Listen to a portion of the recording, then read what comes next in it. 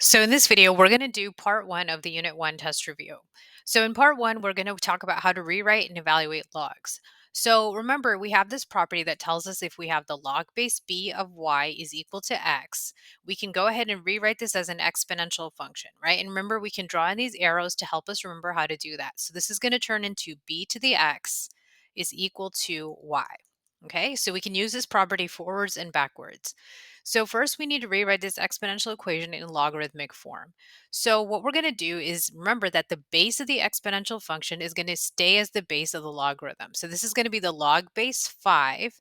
And think about these arrows kind of backwards now. B to the x means that our exponent is going to be what ends up on the right side of this equation. So I'm going to put my 3 over here, right? Because you can see the 3 is my exponent here. And the 2x minus 1 is what I'm going to be taking the log of. Okay. And if you go ahead and draw the arrows here, you can see that this will turn into this exponential equation 5 to the third equals 2x minus 1. Now let's try number 2. It says rewrite this log in exponential form. So when we're going from log to exponential form, we can use these arrows. So this is going to be 3 to the fourth is equal to 81, right? So if we draw the arrows, that tells us 3 to the fourth is equal to 81.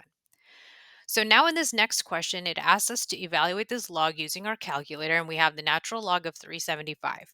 All you need to do here is type it into Desmos, and it will give you that value. So we have 5.9269, okay, because it asks us to round to 4 decimal places.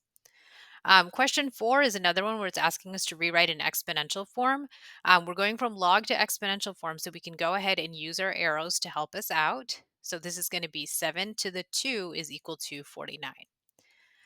Question number 5, it's asking us to go the other direction and go from exponential to logarithmic form.